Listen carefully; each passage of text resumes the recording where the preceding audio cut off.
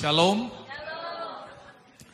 Saudara-saudara, hari ini kita akan membahas tema mengenai keilahian dan ketuhanan Yesus. Untuk mendasari pembahasan kita akan membaca firman Tuhan dari Injil Yohanes pasal 20 ayat 27 sampai dengan 29. Demikian firman Tuhan. Kemudian ia berkata kepada Thomas, "Taruhlah jarimu di sini dan lihatlah tanganku. Ulurkanlah tanganmu dan cucukkan ke dalam lambungku. Dan jangan engkau tidak percaya lagi, melainkan percayalah." Thomas menjawab dia, "Ya Tuhanku dan Allahku." Kata Yesus kepadanya, "Karena engkau telah melihat aku, maka engkau percaya. Berbahagialah mereka yang tidak melihat namun percaya." Amin. Saudara-saudara yang terkasih dalam Tuhan, pembahasan kita adalah keilahian dan ketuhanan Yesus Kristus. Dalam ayat yang tadi kita baca, kita membaca pengakuan Thomas ketika melihat bukti bahwa Yesus disalibkan. Bahkan dia melihat bekas paku pada tangannya, pada lambungnya. Thomas mengakui dia, menyampaikan kredo kepadanya yang bunyinya, "My Lord and my God." Bahasa aslinya adalah ho kurios mau, ke oteos mau. Jadi artinya, ya Tuhanku dan Allahku. Di sini tegas Injil mencatat bahwa Thomas mengakui Yesus sebagai Tuhan, sebagai Allah. Lalu Yesus membenarkan itu. Berbahagialah orang yang percaya sekalipun dia tidak melihat. Saudara-saudara yang terkasih dalam Tuhan, apakah bedanya kata Tuhan dan kata Allah? Nanti kita akan membahas lebih lanjut. Namun sebelumnya sering kita mendapatkan pertanyaan, apakah ada di dalam Alkitab statement dari Yesus sendiri, "Akulah Allah, sembahlah aku"? Itu yang sering dipertanyakan oleh para polemikus. Lalu biasanya saya jawab, adakah statement dalam Injil yang mengatakan bahwa Yesus bersabda, "Aku bukan Allah, jangan sembah aku"? Karena kita tidak bisa mengukur agama orang dari sudut pandang kita. Ini pertanyaan yang dulu sering dipertanyakan oleh polemikus Muslim dari India, namanya Zakir Naik. Dan orang Kristen biasanya bingung. Padahal statement itu tidak hanya bersifat via positiva, tetapi juga via negativa. Dan jawabannya ini, Yesus mengakui apa yang diungkapkan oleh Thomas tentang dirinya, bahwa Thomas mengatakan, "My Lord and my God." Namun kalau mau dituntut, ya, pernyataan positif tentang Yesus, tentang diri Yesus dari ucapannya sendiri tentu ada. Pertama, orang Yahudi itu sangat menghormati kekudusan Tuhan. Maka setiap kali ada kata yang ditulis hanya dalam huruf mati, YHWH, itu tidak dibaca. Bacaan Jehovah itu sesungguhnya bacaan akademis yang dibuat oleh orang-orang Kristen di Eropa. Begitu juga Yahweh itu bacaan yang juga direkonstruksi. Karena kita tidak tahu bagaimana bacaan yang sebenarnya, saking hormatnya orang Yahudi terhadap nama Tuhan. Namun saudara-saudara, setiap kali karena hormatnya pada nama itu, setiap kali nama itu muncul dalam Alkitab, mereka membacanya Adonai atau Hashem, sang nama, nama di atas segala nama. Maka biasanya ketika ada firman Tuhan dari kitab Torah ya, di dalam Ulangan pasal 6 ayat 4, biasanya orang Yahudi membaca Shema Yisrael, Adonai Elohenu, Adonai Echad. Dia tidak berani membaca huruf-huruf itu kecuali dengan bacaan Adonai. Shema Yisrael, Adonai Elohenu, Adonai Echad. Namun ketika orang Yahudi mendengar kata-kata nama di atas segala nama, mereka langsung tahu bahwa itu nama Tuhan, pencipta langit dan bumi. Bagaimana dengan statement Yesus sendiri? Di dalam Injil Yohanes pasal 8 ayat 58, pada ayat sebelumnya yaitu ayat 56, itu Yesus mengatakan Abraham melihat hariku dan dia akan bersuka cita karena dia akan melihatnya. Namun orang Yahudi mereaksinya, umurmu belum sampai 50 tahun. Yang disebut belum sampai 50 tahun itu adalah kemanusiaan Yesus yang datang ke dunia. Namun Yesus sudah ada sebelum Abraham, maka Yesus menjawabnya dengan kata Yesus kepada mereka, sesungguhnya aku berkata kepadamu, sebelum Abraham jadi, aku telah ada. Saudara-saudara, itu saya cantumkan di dalam bahasa aslinya. Pertama, original language of our Lord Jesus Christ, yaitu bahasa Aramaik yang di atas itu. Lalu yang di bawahnya itu bahasa Yunani, di mana di dalam bahasa Aramaik itu amin, amar analehon, amin. Jadi kata yang diterjemahkan sesungguhnya, kata yang diterjemahkan sesungguhnya itu amin. Dan kata itu selalu mengawali sabda Yesus. Bapak Ibu kalau membaca Alkitab, sesungguhnya aku berkata kepadamu, selalu mengawali sabda Yesus, itu bahasa aslinya amin. Di sini amin 2 kali diulang. Amin lego umin. Prin Abram kinistai ego eimi. Sesungguhnya aku berkata kepadamu, sebelum Abraham jadi, aku telah ada. Tentu di sini bukan keberadaan Yesus yang belum berumur 50 tahun ketika kemanusiaannya turun ke bumi. Tapi yang dimaksudkan aku ada sebelum Abraham, itu adalah aku sebagai firman Allah. Pada mulanya adalah firman dan firman itu sama dengan Allah dan firman itu adalah Allah. Segala sesuatu, langit, bumi, laut dan seisinya ini diciptakan, dijadikan oleh Dia. Maksudnya bukan oleh kemanusiaan Yesus, tetapi oleh Yesus sebagai firman. Berfirmanlah Allah, jadilah terang, maka terang itu jadi. Dan tanpa firman itu tidak ada sesuatu pun yang jadi dari segala yang telah dijadikan. Itulah makna Yesus adalah Allah.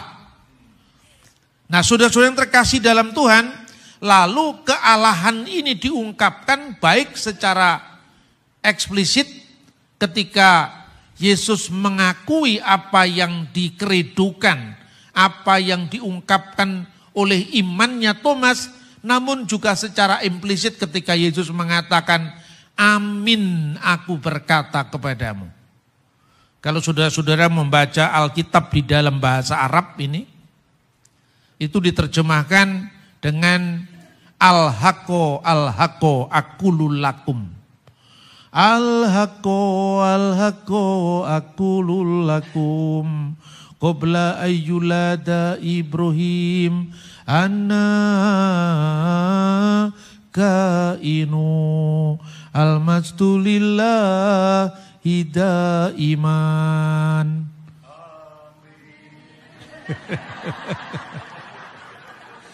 Itu bukan kitab suci umat Islam, bukan, ini dari sini, ini Injil bahasa Arab ini. Ya, Alkitabul Muqaddas. Ya, kitab suci ini diterbitkan oleh Darul Kitabil Muqaddas fi Syarqil Ausat di Libanon. Ya, sudah kembali ke firman Tuhan. Jadi yang dikatakan Yesus, aku ada sebelum Abraham jadi, itu aku sebagai firman Allah. Namun Yesus juga memberikan kode ketika dia bicara amin selalu di depan. Kalau nabi-nabi aminnya selalu di belakang.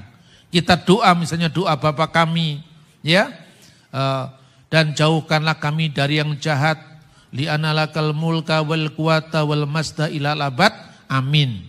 Itu tadi bahasa Arab juga. Karena engkau yang punya kerajaan dan kuasa dan kemuliaan sampai selama-lamanya, amin. Daud juga berkata begitu, nabi-nabi berkata begitu. Karena nabi-nabi bukan pemilik kepastian itu. Tetapi Yesus adalah penjawab doa. Dia firman Allah. Dia bukan sekedar penerima firman, tetapi dia adalah firman Allah sendiri yang menjadi manusia. Amin. Lalu kata amin, ini sesungguhnya gelar Tuhan sendiri. Wahyu pasal 3 ayat 14. Tuliskanlah kepada malaikat jemaat di Laodikia. Inilah firman dari amin, saksi yang setia dan benar, sumber dari ciptaan Allah. Karena firman Allah itu sumber dari ciptaan Allah. Ciptaan Allah semuanya terjadi karena firman-Nya. Kalau dalam terjemahan baru, tahun 1974 diterjemahkan permulaan ciptaan Allah, itu bukan Yesus diawali oleh waktu. Karena terjemahan ini, terjemahan loh ya, bukan teks asli ya. Teks aslinya sama itu. Hi arketis ketesios tuteu. Kata arke itu artinya bisa permulaan urutan waktu, misalnya arkeologi, ilmu tentang purbakala. Tetapi juga misalnya ada kata arkangelos, malaikat penghulu. Bukan berarti malaikat itu malaikat permulaan, tidak, tapi penghulu malaikat. Pemimpin gereja ortodok di timur itu namanya patriark. Pater itu artinya bapak. Arki adalah bapa yang mula-mula dihormati. Jadi permulaan ciptaan ini bukan berarti Yesus diciptakan. Permulaan ini artinya permulaan urutan kehormatan. Makanya untuk menghindari saling silang penafsiran yang nantinya dimanfaatkan oleh kaum saksi Yehova, Lembaga Alkitab dalam terjemahan baru edisi 2. Bukan Alkitab diubah-ubah, ini terjemahannya. Terjemahan itu kan bisa berubah. Kitab apapun di muka bumi juga terjemahannya bisa berubah.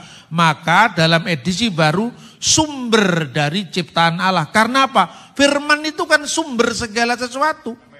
Segala sesuatu ada karena apa? Karena firman Allah, maka diterjemahkan sumber dari segala ciptaan Allah. Nah, kata amin itu sesungguhnya gelarnya Allah sendiri. Di mana kita bisa membaca di selanjutnya kitab Nabi Yesaya, ya. Kitab Nabi Yesaya pasal 65. Sehingga orang yang hendak mendapatkan berkat di negeri akan memohon berkat demi Allah yang setia. Bahasa aslinya apa? Belohe amin, be Elohe amin. Demi nama Allah Sang Amin yang setia.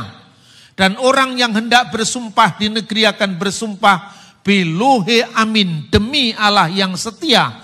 Sebab kesesakan-kesesakan yang dahulu sudah terlupa dan sudah tersembunyi dari mataku. Amin. Jadi Yesus gelarnya amin. Dalam kitab Wahyu pasal 3 ayat 14. Allah Tuhan pencipta langit dan bumi yang kita sebut Avenu Sebasemayim, Bapa kita yang ada di surga, juga gelarnya amin. Berarti Yesus itu adalah sehakikat dengan Bapanya, sehakikat dengan Allah. Karena sebagai firman Allah, firman itu adalah Allah.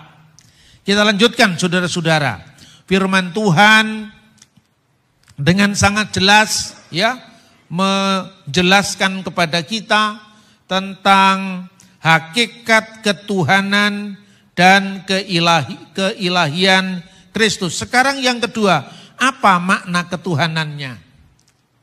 Next. Saudara-saudara, seringkali di dalam percakapan kita bertanya, kenapa ada ungkapan tidak ada ilah selain Allah? Itu bukan hal yang asing bagi orang Kristen. Jangan salah ya. Kita kalau membaca di dalam Alkitab, misalnya ketika nabi-nabi Baal berperang secara rohani dengan Elia, apa yang terjadi di situ? Elia korbannya diterima dengan dibakar api ya. Tetapi nabi-nabi Baal mereka sambil berteriak-teriak tapi doanya tidak dijawab. Lalu mereka semua menyaksikan bahwa bunyinya Adonai Huha Elohim. Tuhan adalah Allah. Tuhan adalah Allah. Di sini YHWH, Yod-He-Vav-He itu adalah gelarnya dari Allah. Karena artinya apa?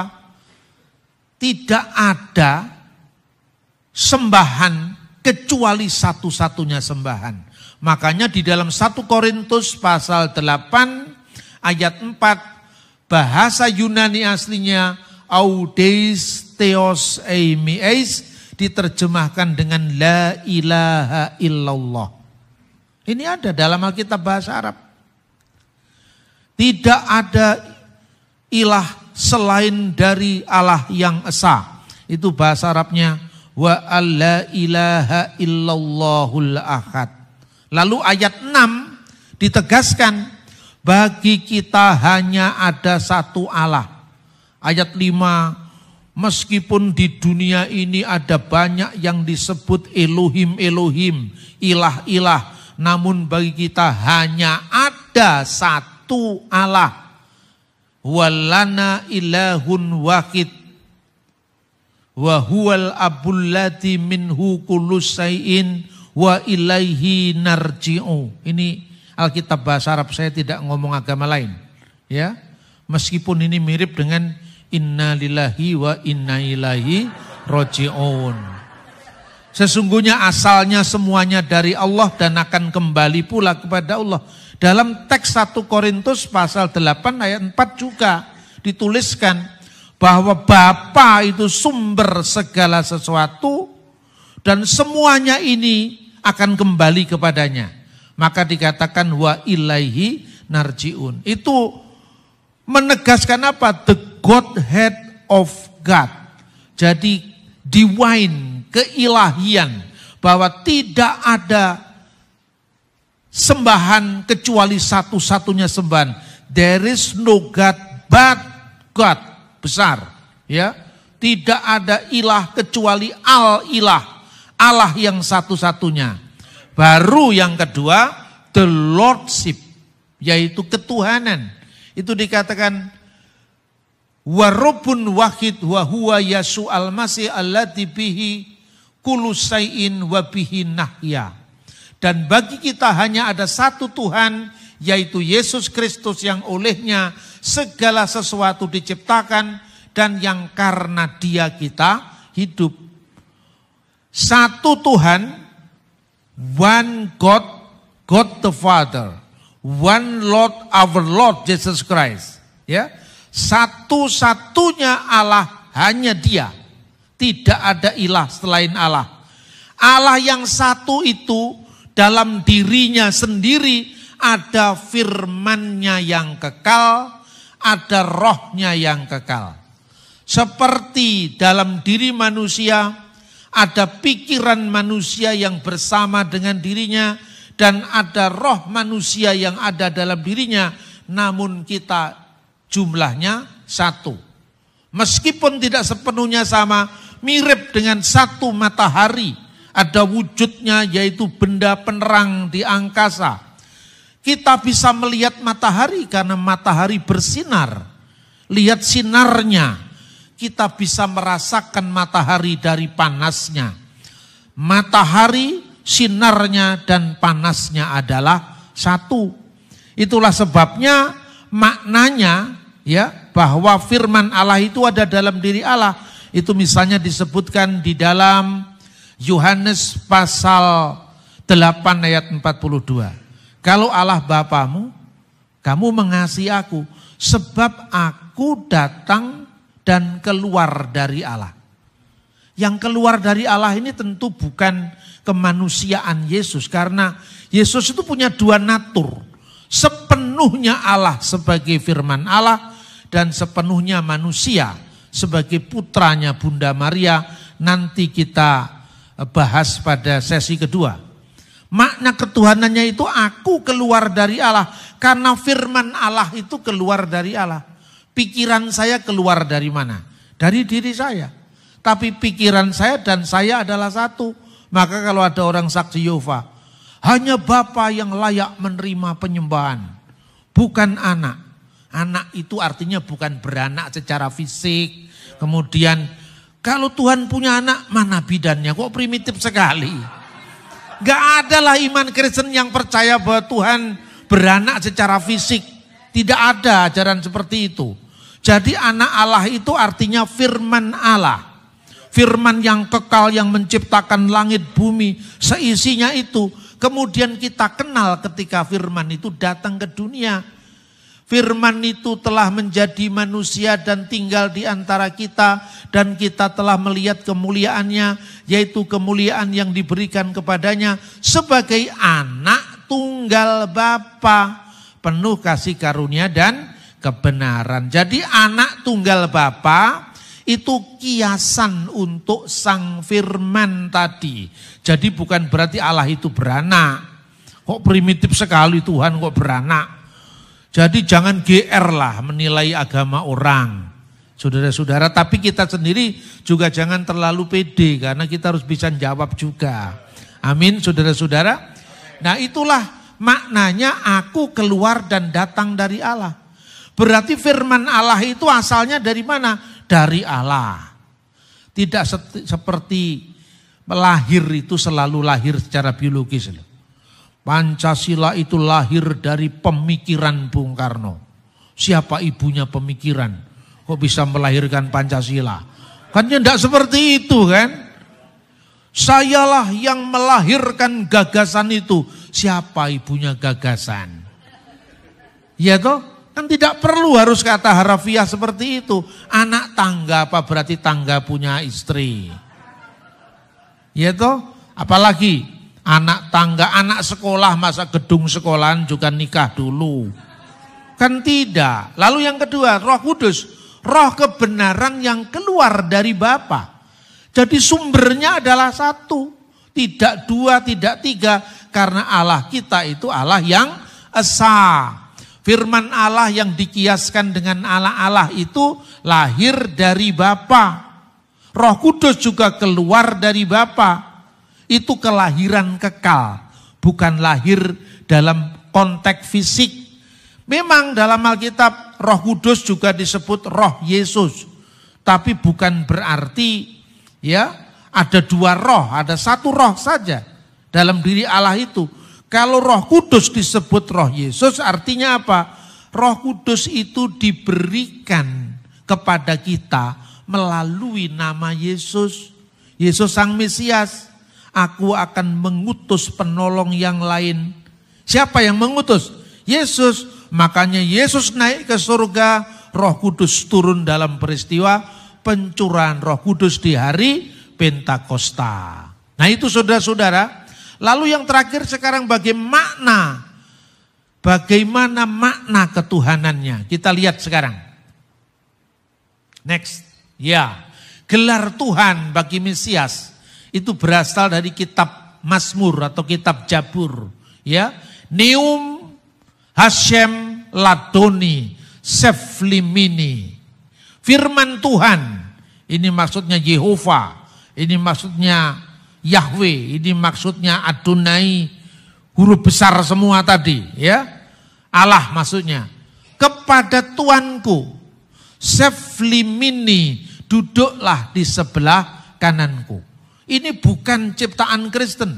Anda bisa membaca tafsir-tafsir Yahudi yang sekalipun orang Yahudi tidak percaya dengan Yesus, tetapi mereka sama dalam pemahaman bahwa Mesias yang akan datang itu gelarnya Adoni, My Lord gelarnya. Jadi gelarnya Mesias itu memang My Lord. Makanya ketika malaikat menemui para gembala di kisah Natal itu dikatakan, hari ini telah lahir bagimu juru selamat Kristus Tuhan di kota Daud. Karena ini gelarnya Mesias, yaitu My Lord. Ya, duduklah di sebelah kananku, berbicara tentang Raja Mesias yang tahtanya dipersiapkan baginya dalam kasih karunia dan duduk di atas takhta itu. Ini tafsiran Yahudi. Sekalipun harus saya katakan orang Yahudi belum percaya atau tidak percaya akan Yesus Kristus. Namun harapannya tentang Mesias itu tidak berbeda dengan harapan kita sebagai seorang Kristen. Karena itu dalam Yudaisme ada mereka yang mengatakan diri sebagai hanya kitab Taurat. Misalnya ketika kita bicara tentang orang-orang Saduki, orang-orang Parisi, mereka mengatakan penafsir Taurat. Orang-orang Eseni, yaitu yang meninggalkan peninggalan bagi kita, naskah-naskah Laut Mati, The Dead Sea Scroll, yang usianya lebih dari 2000 tahun. Dan ini merupakan pukulan telak kepada kaum yang suka menuduh kitabnya orang Kristen sudah dipalsukan. Bagaimana mungkin kitab suci Kristen dipalsukan? Karena Yahudi yang tidak percaya Yesus pun kitabnya sama dengan kitab kita. Jadi kalau orang Yahudi mau supaya cocok dengan tafsirannya, Alkitab diubah sesuai dengan pendapatnya dia. Misalnya hamba Tuhan dalam Yesaya pasal 53. Dia bisa ganti aja dengan hamba-hambaku. Karena bagi orang Yahudi, nubuat itu bukan untuk Yesus, tapi untuk seluruh bangsa Israel. Makanya kata hambaku itu kan tunggal. Diganti hamba-hambaku supaya cocok dengan Israel people. Tapi itu tidak dilakukan. Orang Yahudi menolak Yesus itu sebagai Immanuel. Tapi nubuat Immanuel tetap ada di dalam kitab Nabi Yesaya, termasuk di naskah Laut Mati. Dan orang-orang Eseni, kelompok Yahudi yang memisahkan dari Yerusalem tahun 152 sebelum Masehi ini, menyebut diri sebagai Ose HaTorah. Yaitu apa artinya pelaku Taurat. Dan plus satu lagi Kristen yang menyebut dirinya bahwa Yesus itu penggenap Taurat. Baik mereka yang percaya Alkitab Perjanjian Lama sudah digenapi, maupun mereka yang masih menunggu penggenapan. Satunya umat Allah dalam penantian, satunya umat Allah di dalam penggenapan, tapi kitab sucinya sama. Itulah sebabnya Rabi Mose ben Maimun boleh mengajarkan Taurat kepada orang Kristen, karena Kristen itu satu saudara dalam Taurat, tapi melarang mengajarkan Taurat kepada umat Islam. Saya ngomong begini juga tidak apa-apa kan, karena memang itu ada catatannya, jangan mengajarkan Taurat kepada orang Ismaelim. Ismaelim itu sebutan untuk orang Muslim, karena kalau cocok mereka ambil Taurat itu untuk membenarkan pandangannya, kalau tidak cocok mereka tuduh palsu. Karena kitab Taurat dianggapnya tidak diilhamkan dari surga. Nah itu konteksnya saudara-saudara. Karena itu ini bukti keaslian kitab suci. Masih ada banyak orang yang bertanya begini, kalau begitu apa makna ketuhanan itu? Pertama, Yesus sendiri mengatakan di dalam Matius pasal 28 ayat 18, Yesus mendekati mereka dan berkata, kepadaku telah diberikan segala kuasa baik di surga maupun di bumi. Jadi artinya Tuhan itu adalah kepenguasaan, otoritas, ya, pengendali segala sesuatu. Itu artinya Tuhan atau Adonai atau Dominus bahasa Latin atau Lord bahasa Inggris. Lalu kedua, bukti dari arkeologi. Naskah-naskah Alkitab yang tadi saya sebutkan, sekalipun orang Eseni itu munculnya kan zaman sebelum Yesus. Itu di dalam salah satu naskah di Laut Mati ditemukan saudara-saudara tentang Mesias yang akan datang. Itu fragmennya berjudul Mesias Langit dan Bumi. Apa yang dikatakan dalam salah satu fragmen naskah itu bunyinya Semayim ve'aret yisma'u lemasiho.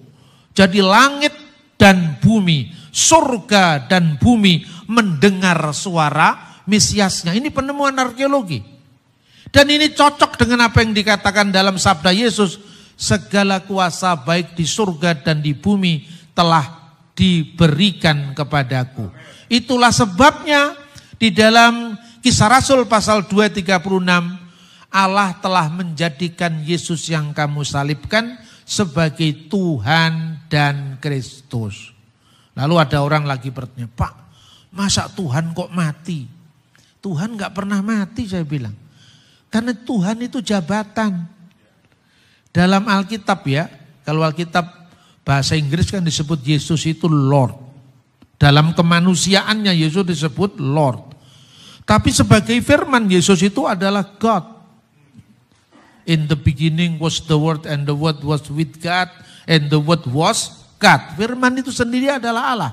Tapi ketika firman itu datang ke dunia, dia digelari Tuhan. Telah menjadikan Yesus yang kamu salibkan itu sebagai Tuhan dan Kristus. Jadi Tuhan itu tidak sama dengan seperti istilahnya God dalam bahasa Inggris. Tuhan itu adalah Tuan atas segala Tuan. Itu artinya Tuhan. Maka kalau Anda membaca di dalam bahasa Inggris, Lord Jesus. Kemudian Yesus itu wafat, tidak ada ganjalan. Karena Lord itu bisa merujuk kepada yang fisik dan yang non fisik. Yang fisik sebagai gelar, ya kan? Kalau Anda bahasanya Jawa, Gusti Yesus sedo. Artinya yang sedo bukan Gustinya, tapi Yesusnya. Karena Gusti itu adalah jabatan. Itulah maknanya ketika di dalam 1 Korintus pasal 11 ayat 26. Setiap kali kamu makan roti ini dan minum cawan ini, yang sebentar lagi kita lakukan, kamu memberitakan kematian Tuhan sampai ia datang. Kematian Tuhan. Artinya kematian Gusti, kematian Lord. Karena sesungguhnya ini gelar, maka kalau dikatakan, dialah orang yang pertama membawa berita duka tentang wafatnya Presiden Soekarno. Dialah orang yang pertama kali membawa berita bahwa Presiden sudah dipanggil Tuhan. Presiden sudah dipanggil Tuhan. Yang mati presidennya apa Soekarnonya? Soekarnonya. Karena presiden itu gelar. Ya saudara-saudara. Dan di dalam bahasa Arab, baik itu Islam maupun Kristen, kata Rob itu bisa berarti untuk yang ilahi, bisa berarti untuk yang tidak ilahi. Misalnya dalam surat Yusuf ayat 50, ya, kata irji'i illa robbika, kembalilah kepada Lordmu, kepada Robmu, itu diartikan manusia. Ya. Lalu dalam pembahasan misalnya tuan rumah itu adalah Robbuddar. Rob itu bisa untuk dua-duanya. Bahasa Indonesia, Tuhan, dulunya Patih Majapahit pun namanya masih Tuhan. Tuhan Kanaka. Apa berarti Patihnya Majapahit zaman Wikramawardhana itu Lord God? Kan tidak. Tuhan Kanaka, Tuan Kanaka. Prasasti Minyeh 7 ditemukan di wilayah Aceh ya sekarang ini. Itu ada ungkapan ilahi Rabbi. Ilahi Rabbi yang artinya Tuhanku. Allah. Allahku Tuhanku. Itu untuk Tuhan. Tapi di situ Kata raja juga berarti sama digunakan kata Tuhan. Tapi Tuhan itu belum dimaknai secara eksplisit hanya untuk Sang Pencipta. Bisa untuk manusia, bisa untuk Allah. Konteksnya apa? Ketika perempuan Samaria bertemu dengan Yesus, perempuan Samaria mengakui bahwa yang ditemuinya ini nabi.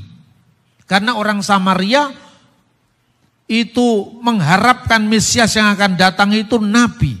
Dan dia mengatakan, sekarang nyata bagiku, Tuanlah nabi itu. Ya. Karena apa? Kata kurios yang dipakai, tapi orang Samaria belum tahu bahwa Yesus yang dia temui itu adalah nabi. Nah, tinggi mana antara Tuhan dengan nabi? Kan lebih tinggi Tuhan. Masa dia sudah tahu dia Tuhan, belum tahu dia nabi? Makanya dalam Alkitab terjemahan terbaru itu diterjemahkan Tuanlah nabi.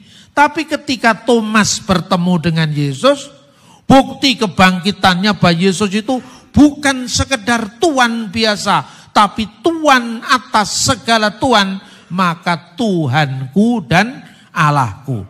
Itulah yang punya otoritas baik di surga maupun di bumi. Itulah yang kita sembah. Itulah yang kita ikuti. Dan yang sekarang tubuh dan darahnya kita terima hari ini. Tuhan memberkati kita. Shalom, berikan kemuliaan untuk Tuhan kita Yesus Kristus. Amin.